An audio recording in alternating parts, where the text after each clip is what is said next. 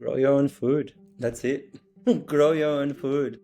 So let's say every plant within the forest, it's like organs and cells inside of the body. And that is the extremes that the bodies can take in many ways. Heat, cold, stress. But overall, there is an optimum for that body. And the forest is the same. I used to be flying all the time. Now I'm grounded planting trees.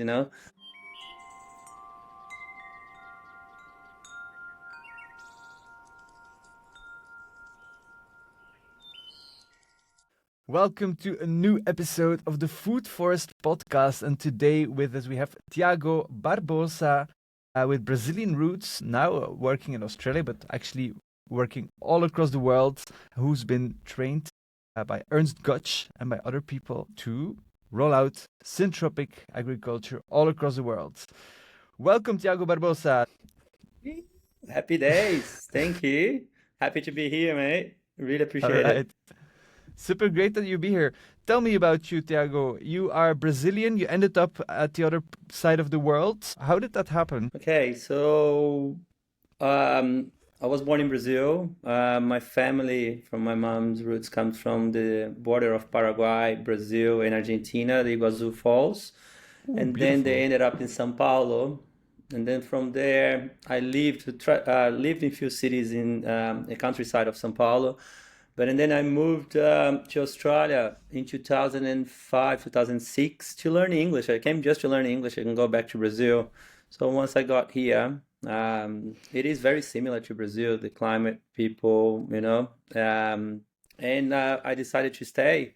I worked in a skydiving enterprise, tourism, education, all those stuff. I used to be flying all the time. Now I'm grounded planting trees. Being here for 20 years now, it's a long journey. Time goes fast. And yeah, I decided to learn a little bit more about agroforestry.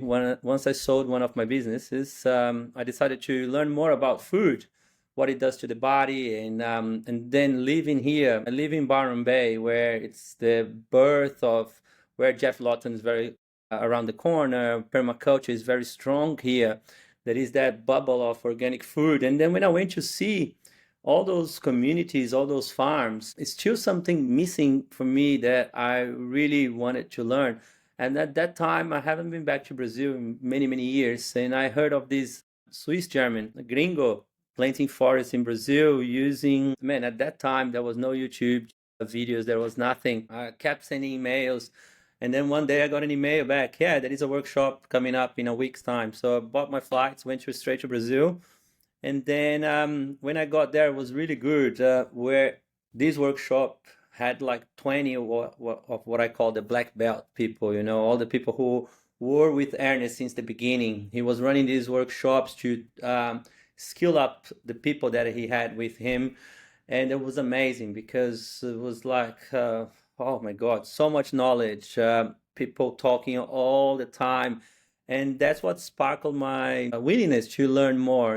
And thinking about permaculture is from here, the eucalyptus is from here, there is plenty of bananas. I said, oh, yeah, we can do that. But as everyone knows, it's not a recipe. The forest, it's like a body, and each one has one. Mhm. And we know how different the bodies are, and the forests are different as well. Each forest has their own way of growing and their own way of living.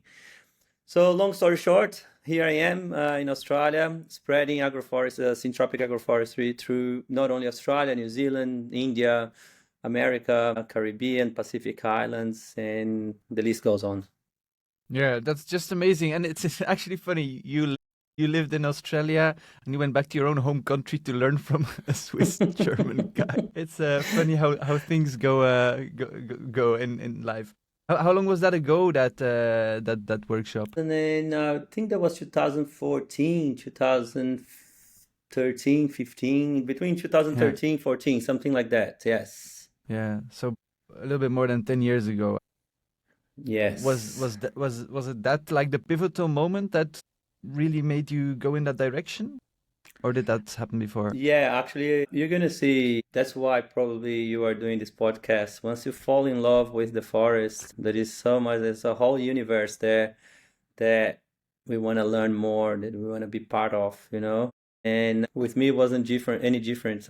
All I wanted is to learn more and see. At that time, I had the ambition of reforesting half of the planet, go into the deserts and do everything. Now I know that the job is a big job and we need everyone on board. Yeah.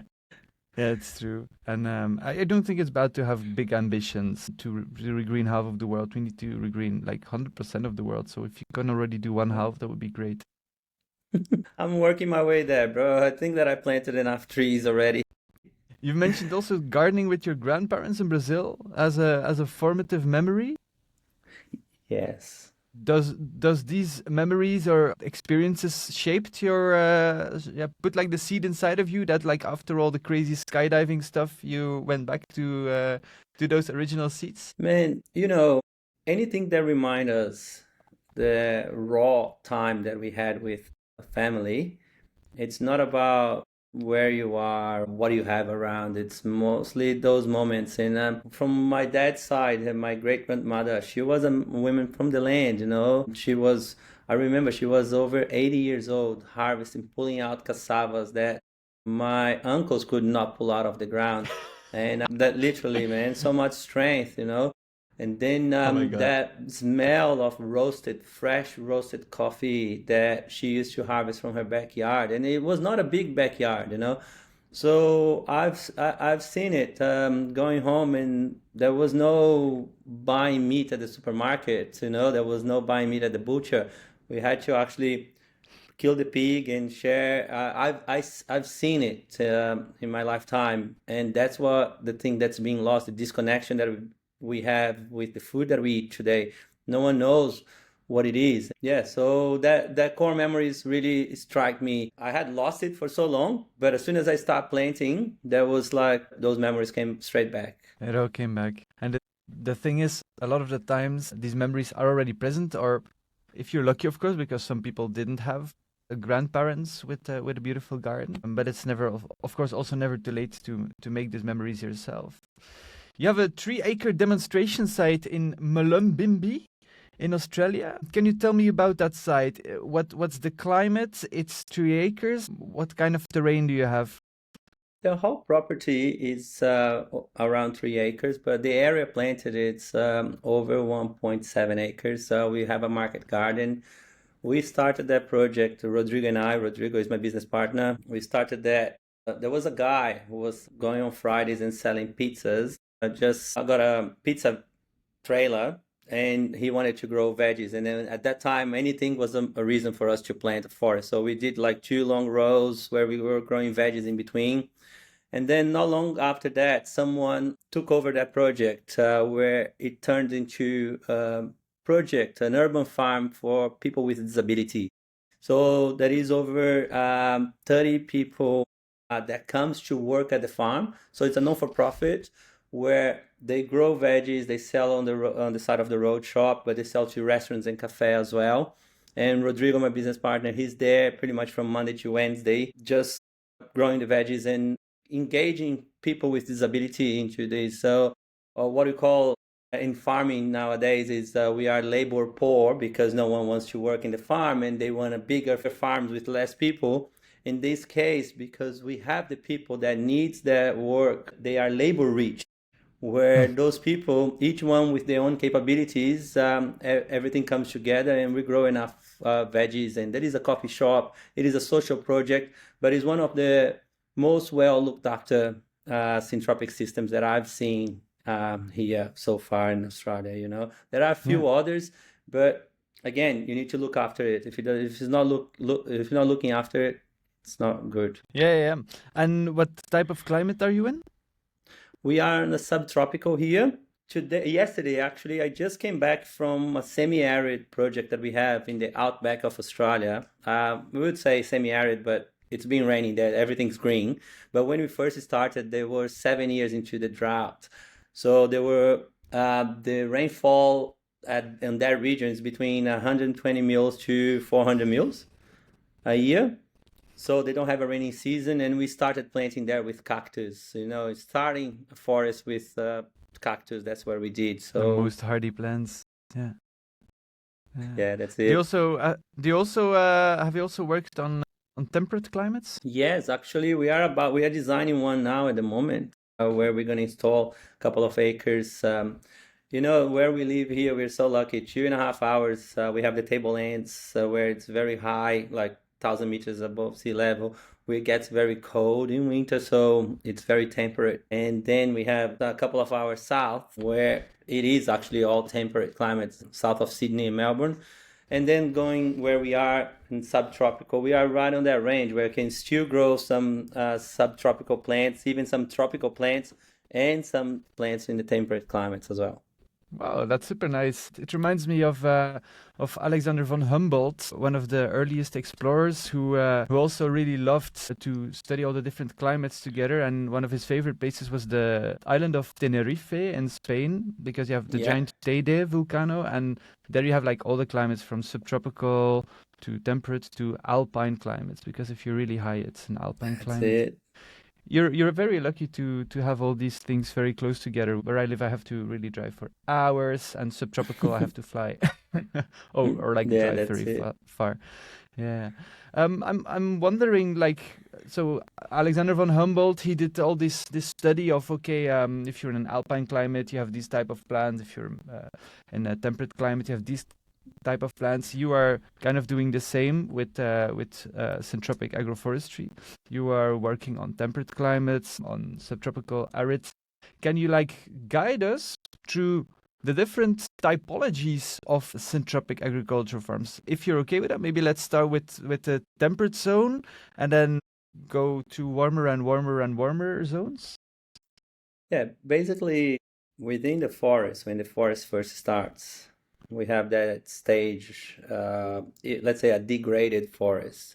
We have reminiscence of really healthy forests all over the planet, but most of the forests that we have, they are very young. Like I'm talking less than 100 years. So when you see those plants that form a forest, I like to compare the forest with the body.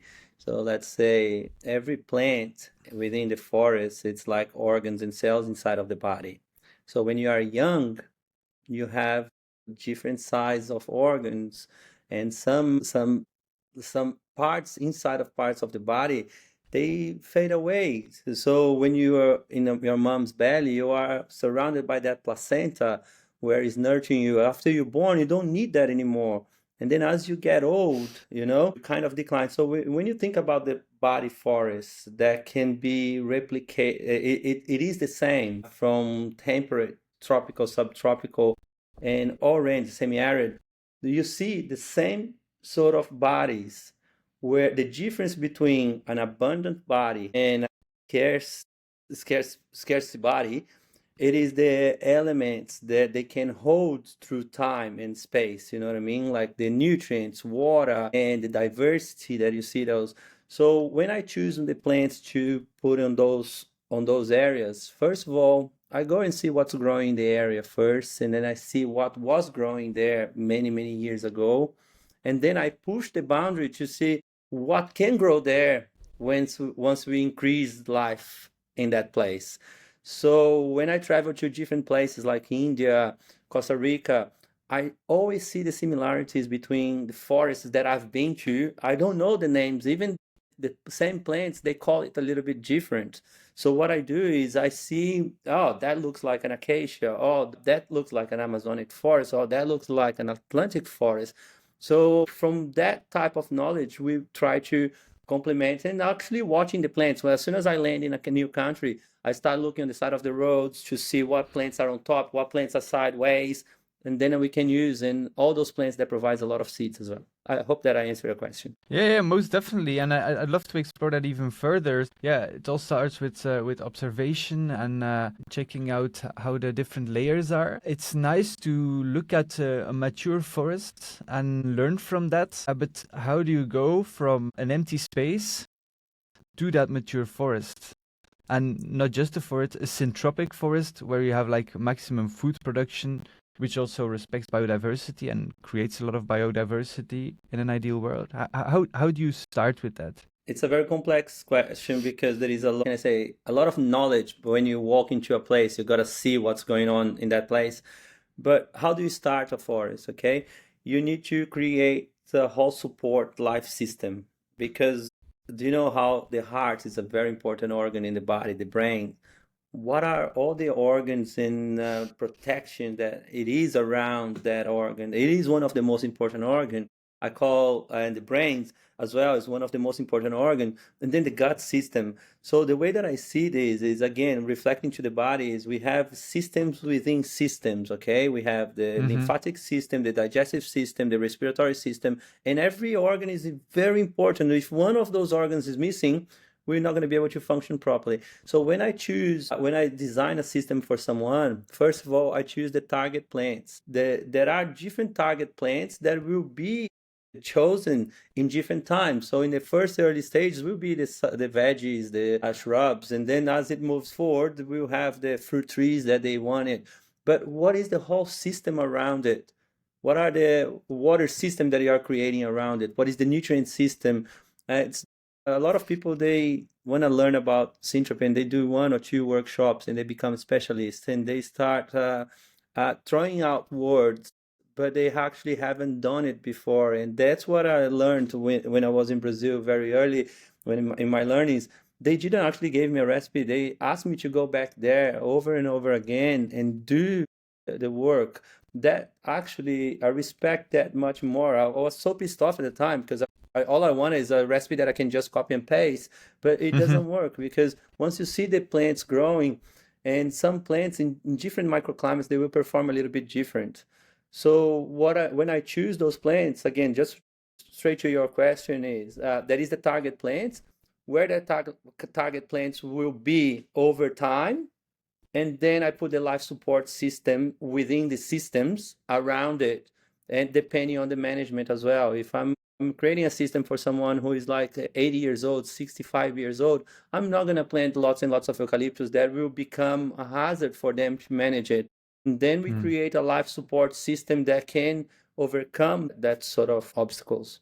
Yeah. So do I understand it correct that, for example, if you go to Florida and you want to plant oranges, there what they traditionally do is just they plant an orange tree like every so many meters or feet, and that's it, just orange trees. That's like the traditional orchard system, and they use tons of chemicals to support or like to protect or do whatever with that system so it keeps producing oranges. So what you do is like, okay, I'm gonna design these same oranges, but maybe not only oranges, but like maybe also other main trees to have a polyculture. And around these oranges, I'm gonna plant other plants that are gonna function as the different protections or organs or body parts to support these oranges, and then maybe to feed them, to protect them, or I don't know which other functions. Let's make it very simple. You got all your organs. Imagine if you decide to protect one of your most important organ out of your body. Say, oh, the kidney. You said, let's remove it out of your body and put it outside. And then you need a whole life support system to have it out of the body. And even with the life support system, you need someone to move you around. You're not going to be able to run. That's an orange out of the forest, okay? And when you have an orange out of the forest, there is a lot more water, a lot of nutrients needed. There is a lot of life support system required. So when I choose to plant orange, I see, okay, where is the body that an orange comes from? Where in the body that orange is placed? What is around? There are the benefits that we know of that will help that orange to perform better. And there are the zillion other benefits that we will never know, the bugs, the pest control, the disease control. The fungi networking system works as an immune system for every plant. So imagine all these organs interacting to each other to a level that we will never know how the benefits are. But the least that we know is, let's put the body, if we're going to create a Frankenstein, let's try to get this body as close as possible to its natural body, okay? So it can walk upside up. Yeah. And could you like give some examples with the orange? So like we're talking about Man, oranges. once you understand the principles, I don't want Yeah. to give a recipe here, but let's say I'll give you something to think about.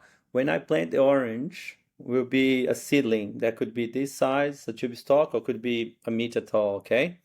How Hmm. long will it take for that actually seedling to actually occupy its own space? At least 5 years, at least 4 or 5 years. Yeah. I plant within the same orange. I put between 20 to 100 plants together in the same square meter, square feet, or whatever you want to call it. Okay. Those plants, they Up will to grow in 100. different time, up to maybe even 200, because that's how it happens. We tend to think that the forest is competing with the plants are competing.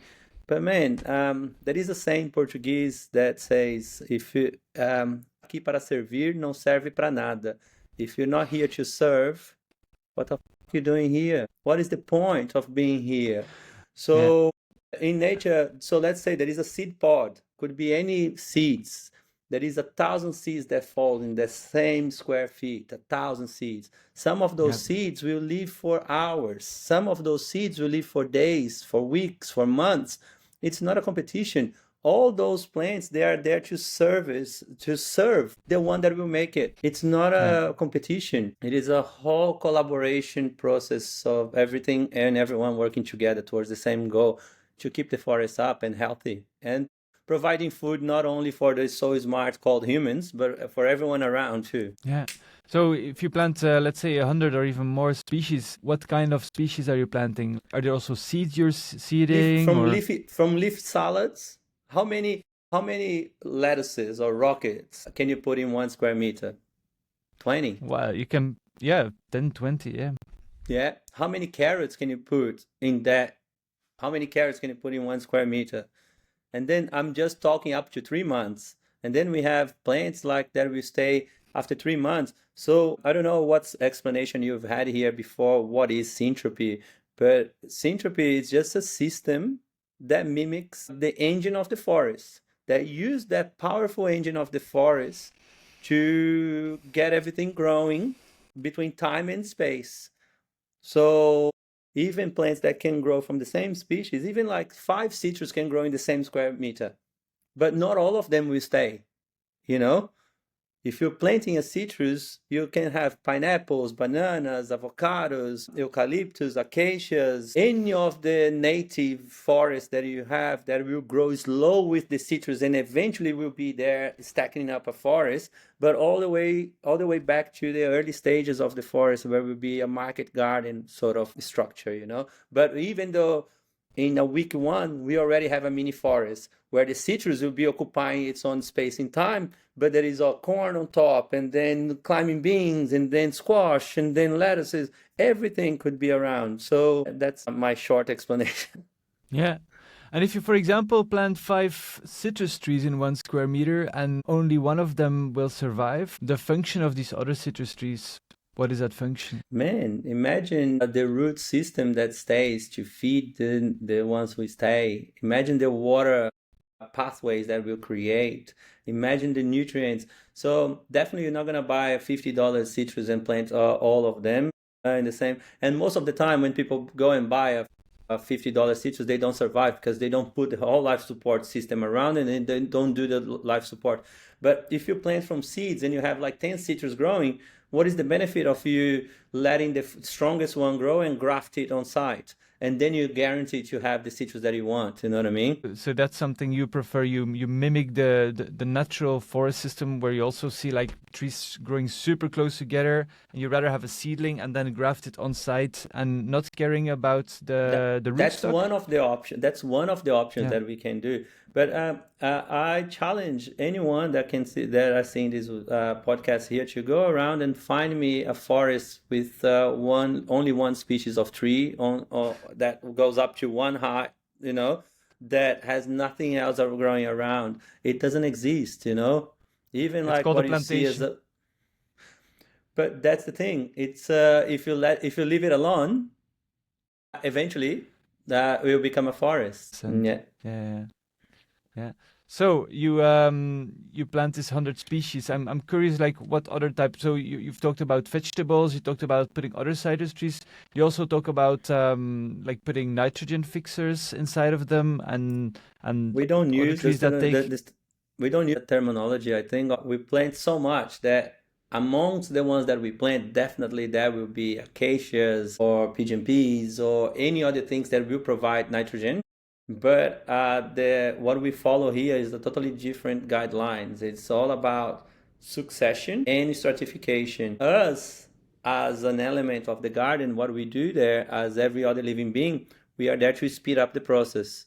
So we might have a banana next to a citrus. That banana could live for 10 years if you let them bulbs keep coming back.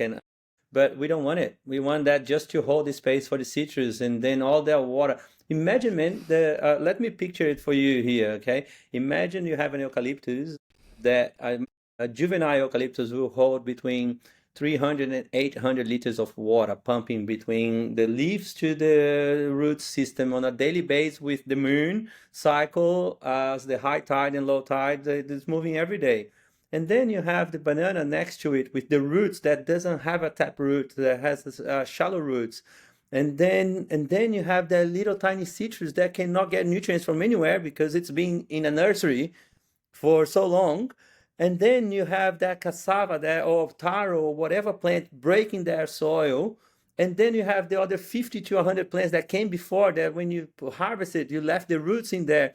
Imagine that water moving up and down and the citrus moving it around and all the nutrients carried around. It's a whole body system that the more organs we have in it within time and space and someone that can manage it, the better the system, the better your citrus will be. Yeah.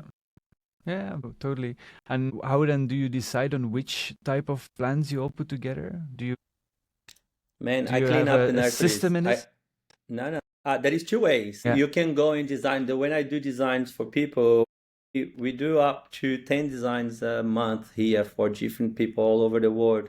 So I go within, okay, there is a structure. We choose the support species in different times, and then we place them meter every meter. We also have the seed mix where go nuts with all the seeds that you can collect and plant them. Just random. All kinds of seeds, man, from weeds that you find on the side of the road to rainforests, climate trees that might stay, because we don't know what will actually survive.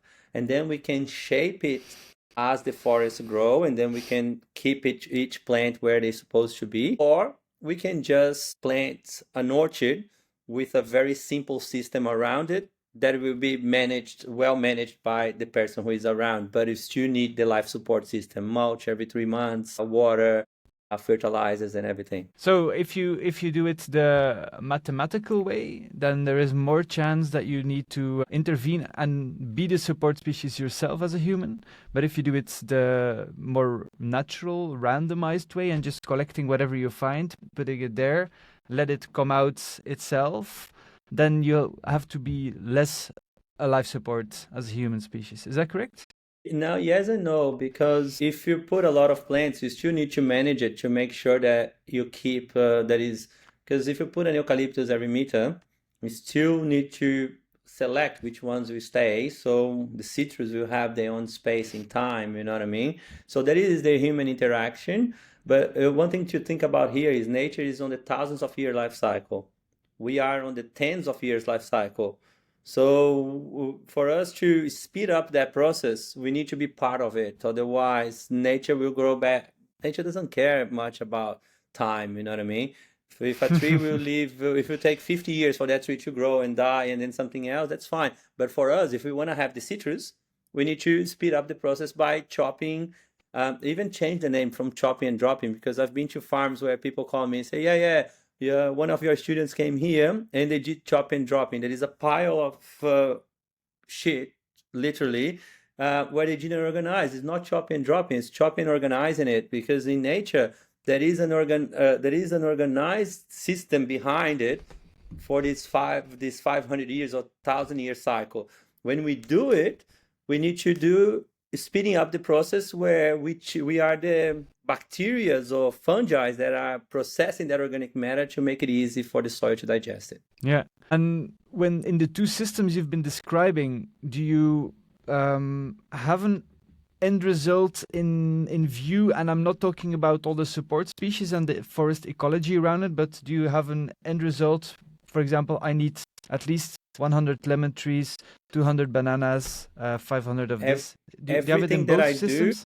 everything that I do is to cater for my target plants. I'm just doing a system here now. It's been a year in the ground where it's for passion fruits. I put the fencing posts on the ground with the wire on top, but in between each one of those, I put a biomass row with all the trees that I can possibly find, seeds or seedlings to chop and drop, not only for the benefit of the mulch and the organizing mulch that will bring into the picture, but also the benefits underground and all the water retention, the wind breaks and everything. So everything that I do, responding to your question, is related to the target plants that I'm choosing and how this target plant will be in 3 months, in 6 months, in 1 year, in 2 years, in 5 years, in 10 years. Another analogy that I like to use is creating a food forest like this. It's not a picture. It's a movie with many pictures in it. So you gotta choose when you wanna see the picture, which picture do you wanna see. Doesn't matter which other trees you have around, but what is the picture? What's supposed to be on top? Because nature will tell you if there is a plant that is underneath the other that they don't like it, they'll go sideways. Say, hey, I don't belong here. I need to be on top. And if there is a plant that's getting too much shade, they just stay. They are on a 500-year cycle. They don't wait. They don't need to speed up. Yeah, true. You often described agroforestry as a living choreography with nature. Can you unpack that metaphor? Man, it's a body, man. It's a body. How does the body work? The bodies around this planet, the human bodies around the planet, they all need food. They all need shelter. They all need to be calm in certain parts. And that is the extremes that the bodies can take in many ways. Heat, cold, stress. But overall, there is an optimum for that body. And the forest is the same. Even the forest is in places where it snows. There is a whole backup system where they let the leaves fall, cover the ground, keep all the soil alive, and then the water fall. That water will dry out slowly and then infiltrate. There is a whole system around. The same thing with the desert. What is the point of raining a lot in a desert where the runoff will go? What's the point? Slowly, as the forest grows, and then the rain start becoming more often, more regulated. So I've been to places like Curacao in the middle of the Caribbean islands where it doesn't rain much. The rain comes, but you go in there, all you see is cactus, you know? So what is the point? The rain goes, they have hurricanes and everything, but every time that the rain comes, it depletes more the area. So I've been to places in India where they keep cutting the forest and the floods smash everything. So my point here is the forest is a living being. That's just one of the systems. You know what I said before about the gut system, circulatory system, the digestive system, the lymphatic system. So we have the ecosystem. We have inside of the ecosystem, we have the forest system. Inside of the forest system, we have the fauna, the flora. We have inside of those that are the tree system. That the tree itself has the leaves, the barks. There is a whole living system underground and above the ground. So if you go back up again, zoom out again, you have the microsystem within the forest system, within the fauna, and then we have the ecosystem, and then we have the planetary system inside of the solar system, and then you can go on. And we're talking here about food production system that ultimately it's supposed to be inside of a forest system. Yeah. One thing that some food foresters are a bit afraid of is that it becomes overwhelming and hard to manage. For example, one of the food forest pioneers in the world called Martin Crawford always says, well, we need to put species far enough from each other in order so that they don't overgrow each other. If you do it that way, it's like I call it the safe way. Then you don't really have to worry if you go on holidays for 10 years and you come back, for example, let's say, those planting distances those plants will still be there. What I've seen, people having more syntropical forest where, for example, every square meter they have like one tree, one bush and plants underneath, and much closer together, that if you leave that for 2 years or 3 years, that the support species have taken over everything and you don't have any production anymore. Isn't that like a big danger of syntropic agriculture? Man, I think the danger is not to plant a forest. It's better to go back and have a forest to manage than having to start a forest in a place where there is none, you know? It's easier in many ways. Another point that I have with all of that is you wouldn't go there and make 10 kids if you're not there to look after them. So if you are going That's a good one. There are people who actually go and do this, you know, but that generates traumas in many levels, in many families. So, and then if you go there and try to grow a forest and you walk away from it, it will go back in nature's time. You are speeding up the process of growing a forest. But if you are growing a forest to produce mangoes and then you go there and there is 20 eucalyptus around because you didn't manage the mango, you cannot blame the forest, you know what I mean? You got to blame yourself. And that's the thing. Yeah. If you're not there to manage, what is the point? Yeah, but if you have, for example, that fear or maybe that lifestyle that you say, well, sometimes I need to, or there might be a time that I have to go 5 years abroad for work and I have to leave it alone, for example, then syntropic agriculture is maybe not the ideal way to go. Manage it in a way, and then you select which species you wanted to stay. It's better to have species to select out than down the track thinking and say, oh, I should have planted that 5 years ago. You know what I mean? So it's all about how you're going to manage it. And if you're planning on living for 5 years or 10 years, go and chop everything. Even if you want to live as a monoculture, I'm pretty sure that your fruit tree will have a better life because it had a really good upbringing than starting. I don't know. It's just to be clear here. I'm not pushing everyone should grow. It's not for everyone. And I realized that I do a lot of edible landscaping designs for people's backyard. And most of the time, I don't plant any support species, but I'm relying that that person will be there to manage that tree. Species himself. Even if they are not, the plant will die the same way. Yeah. Yeah, so one thing that I'm wondering is, okay, it's better to have your plants have a decent upbringing. I think it's very wise to do so.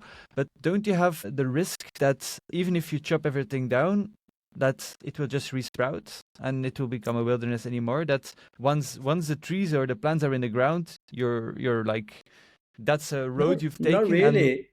No? Not really. If you prune an eucalyptus and they stay underneath something else, they belong to the top. They will understand the message that they won't grow, you know.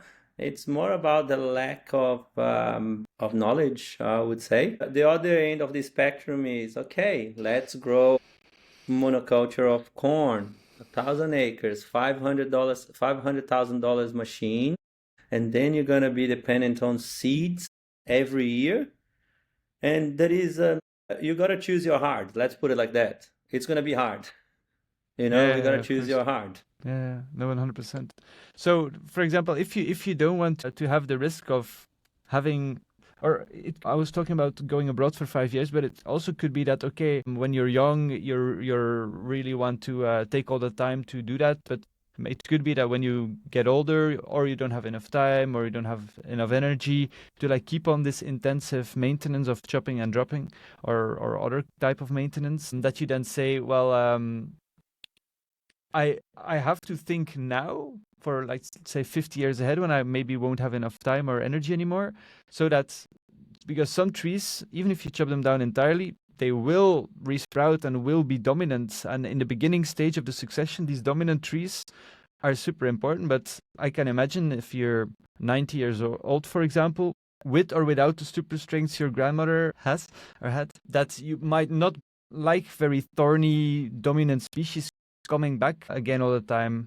How do you deal with that? As succession moves forward, those thorny species, they disappear, man. They work themselves out of the job, you know what I mean? Like I have a system where we planted cactus and everyone was so scared about the cactus.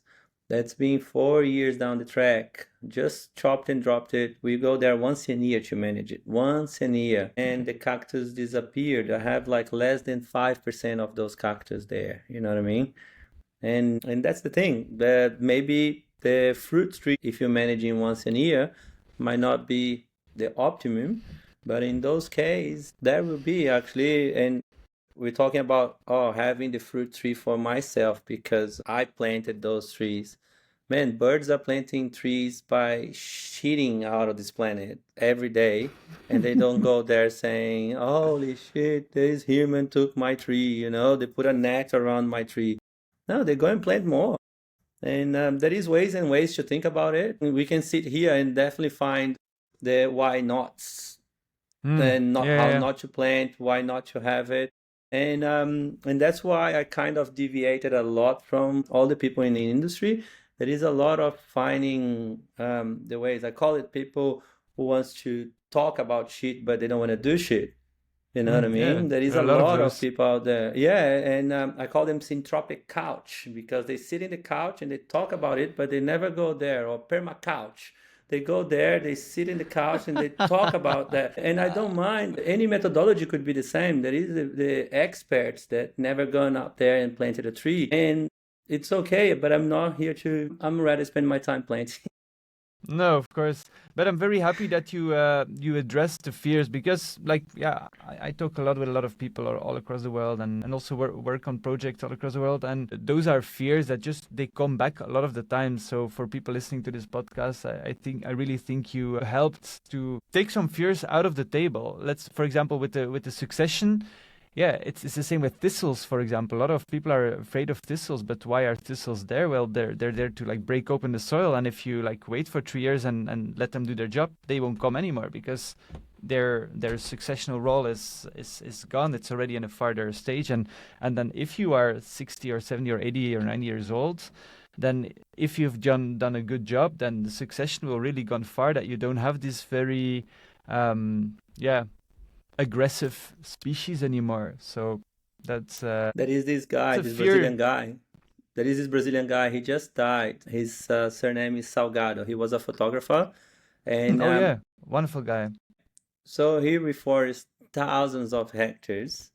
And as he did that, there is plenty of fruit trees, not only for them, for his family, but all the wildlife in a place where it was very degraded. So there is concerns that needs to be taken care of when you're planting a forest. It's like the same things that you do when you're building your house. It's an investment that you're building to get something out of that. You're gonna possibly pay this house by the end of your life, you know what I mean? And you better have a plan before you build the house so you're not cooking in the toilet, you're not shitting in the kitchen. You know what I mean? Yeah. So when you build a forest, when you build your gardens, so many people spend hundreds of thousands of dollars in a couple of hundred square meter or square feet just to have grass, you know? Why not? And they have to maintain it as well. They have to maintain. They have to mow the grass weekly. They have to prune the trees yearly. Otherwise, it overgrows, you know? So it is a type of management and there is fears to be taken up. That's why they call people like you and me to come in and help them to design. The way that I do is not just I don't handle the design and say later, you know. I Good try to luck. send my guys to do the installation and I say to every one of them, it's a 5 years process where Mhm. I'll teach you to observe and see what is needed. So eventually I grow myself out of the job too. That's the ultimate goal. Make yourself unneeded. Make That's yourself it. That's obsolete. it. Yeah. It's like the succession. Yeah, Yeah. it No. is. Yeah. So we've been talking about some fears, and we've taken away those fears, hopefully, for a lot of people. That it's actually less things to be afraid of than you might have thought. Well, so when a person who just want to get started with syntropic agriculture, and they, like you say, you don't want to turn them into perma coaches or into to In tropic syntropic couch. couches to sit on, and you want them just to get started, would you say, well, don't think too much, just like grab as many seeds as possible and just see what happens, and don't overthink it and just watch and learn? Or would you like say, well, it's an equilibrium, or like informing yourself at the first hand and then Go and see something first. And the problem with a lot of the specialists nowadays, they actually haven't done themselves and they haven't seen what a system should look like eventually. And I highly recommend anyone who wants to do it, talk to someone like you know, talk to someone like me. Find people around the world that think that goes for anyone who knows a little bit about the subject. We are more than happy to share the knowledge, whether they want to reach out and come to a workshop or do what I did. Go to Brazil and see the systems. I spent hundreds of thousands of dollars going there year after year, working on other people's property, climbing trees, you know. I planted here because I didn't have my land. Planted so many forests that they're still up there. They're still thriving. They're still, some of them nice? people just decided to bulldoze it and take the whole forest down, which is okay, but the knowledge stay. I'm here. I kept the knowledge. So if someone Yeah, wants to get started, you're not going to start a business out of the blue without doing your own research, you know? You're not going to start anything in your life without doing some, wanting to learn more about it. So what I suggest is go and find someone. There is people all over the world now that knows a little bit, that could share the knowledge. There are from the people who just want to volunteer and work for free, all the way to people like us that we live out of that, you know what I mean? And when people they cannot afford, I'm more than happy to work for pro bono in many projects that I can see the end goal, that will be people managing it, and it's not taking the energy out of, sucking the energy out of me just to get. But on the other end, I need to make a living too, and you need to make a living too. So that's why we do this. There's so much work, man, out there. There is so much work, from cities to suburbs to semi-rural to rural to deserts, all the way, that we should be planting forests. So I tell people that they want to learn, come to a 3-day workshop, see how it is. You might like yeah, it, you might not like it. Or if you want to do it, you want to learn by doing it, inform yourself. If you don't want to do yourself, you want us to do it for you, hire someone who can go out there, design it perfectly, you know, on, not perfectly, but optimally, you know, and then go and teach you, have your own classroom in your own backyard. yeah. Yeah, very, very true. If you sometimes in 3 days of a workshop, you can just learn so much. Or like we give this 5 days very intensive courses, and after 5 days, they just like have so many doors opened. And of course, you first you need to know where the doors are and that the doors existed. And once you see what's behind the door, then you can just go in the door and go into more details for the rest of your lives, and use this system to put more knowledge behind all those doors. Imagine that the internet would shut down just like 10 minutes after this episode is aired, and people have only like listened to what you are going to say next, and that they get stranded on an island, and you only had like 5 minutes to give them basic instructions to get started on their isolated place, and that's like the only bit of information they get about syntropic agriculture. What would you tell them? It's like, okay, you're ready now to go away and never hear anything anymore, but these are the 5 minutes you need to hear. What would you tell them? Grow your own food. That's it. Grow your own food. If you are like, some people will get more familiar with chicken, some people get more familiar with pigs, and you don't need to do everything as well. There is all these people who say, I want to be 100% self-sufficient. Man, we are in 2025, man. There is enough knowledge let's say the internet is over, but there is people around. Let's imagine that hypothetically a virus might strike this planet, and out of the blue, you cannot cross borders anymore. And then you got time. Just hypothetically, that could happen at any time, you know? And what would you do? We need to learn how to grow food without chemicals, without shipping something from Russia or America or Spain. Learn how to grow food, and there is plenty of, and not long ago, I'm talking less than 100 years ago, that's how it used to be, you know? The food that we eat used to be less than miles away, you know what I mean? Back Like garden. used to be, yeah, that's it. And that's why I opened another company now called Urban Food Solutions, where my aim with this project is to really, man, I'm from Brazil, never got robbed in Brazil. And then I got to Australia, tried to sell a mango for $7. Bro, that's a robbery. You know, that's a robbery. I used to throw rotten mangoes on my in my friends, you know, used to play with rotten avocados and mangoes. Used to be every corner, and you can drive around. I'm talking about the east coast of Australia or anywhere in this planet. We live in a food desert. Even the people who grow food, they don't grow enough For for them and their themselves. neighbors, you know. That's my if that's my 5 minutes. Go and find knowledge, learn how to grow food.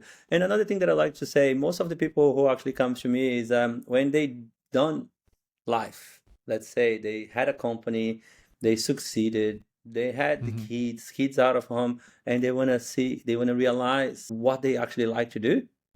Man, hands in the garden. A lot of people get back Oh into the yeah. gardens, you know. And doesn't matter if you are a farmer that you want to, because a lot of those big operation farms as well. I do a lot of work for them. I set up a mini farm inside of the farm where they can Yeah. grow food around the farm that they don't do anymore.